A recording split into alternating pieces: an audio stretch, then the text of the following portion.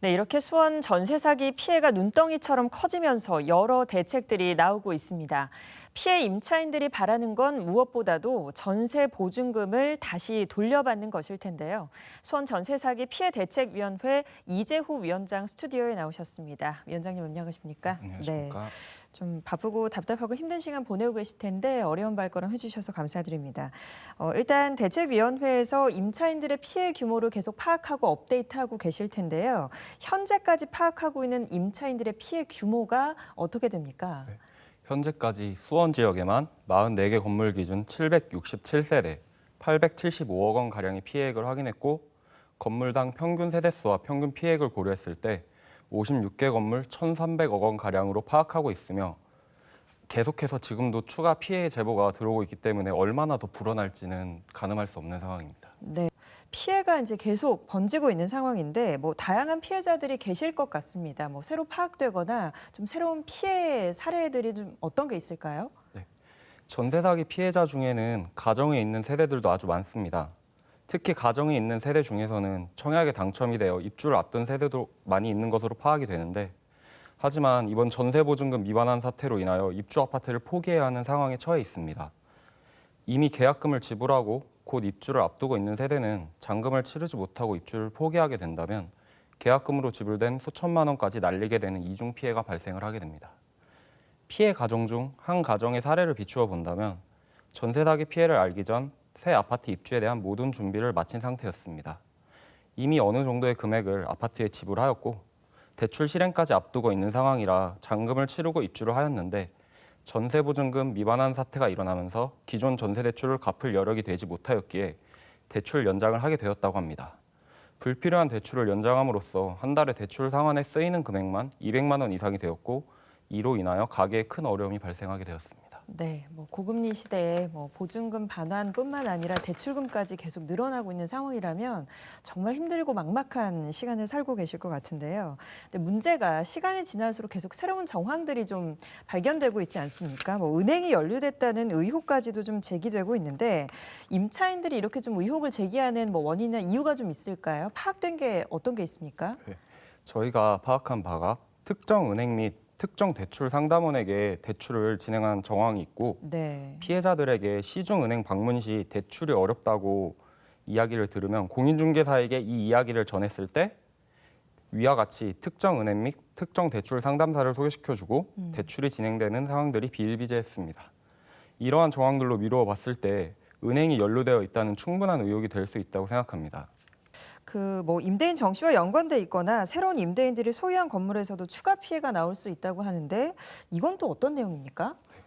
정씨 일가에서 친인척 및 지인들과 조직적으로 범죄에 가담했을 가능성을 두고 대책위에서 피해 범위를 파악 중입니다.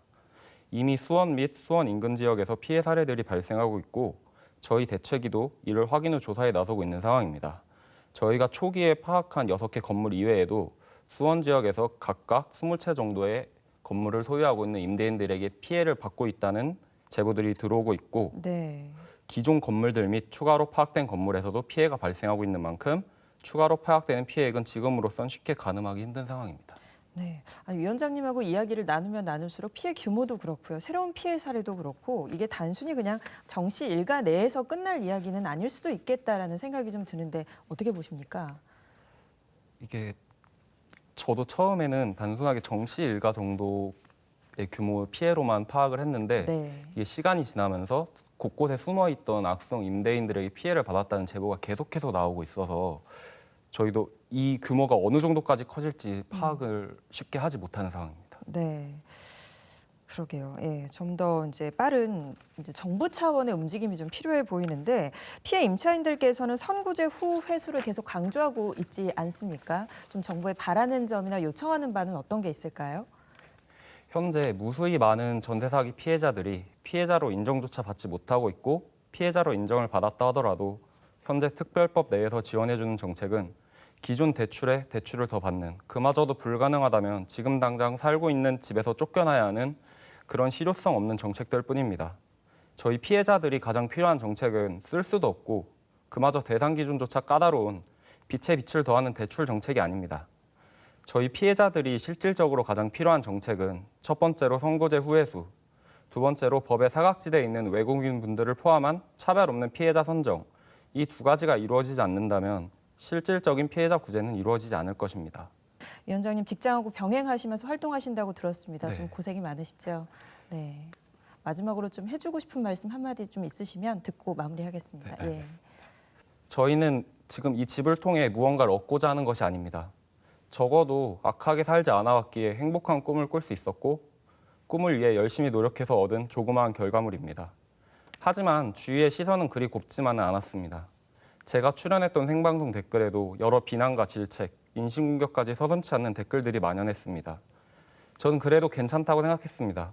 지금 이런 고통을 겪음으로써 제 꿈을 지킬 수 있다면 이마저도 괜찮다고 생각했습니다. 그런데 지금의 현실은 저의 꿈이 지켜질 수 있을까 하는 생각들이 듭니다. 정말로 정부에서는 국민들이 벼랑 끝까지 내몰리는 상황에서 저와 같은 사람들에게 관심이 있는 건지, 구제해줄 마음이 있는 건지, 제발 저희와 같은 서민들을 사기꾼들의 폭행에 쓰러져 죽어가도록 방치하지 말아주십시오. 제발 부탁드립니다. 네. 이 이야기를 이렇게 적어 오시고 이야기하기까지 좀 마음이 많이 힘드셨을 텐데요. 이렇게 용기 내서 오늘 이 자리를 빌어 호소해 주셔서 감사드리고 이 이야기가 좀 잘 전달됐으면 하는 마음입니다. 위원장님 오늘 얘기 여기까지 듣겠습니다. 감사합니다.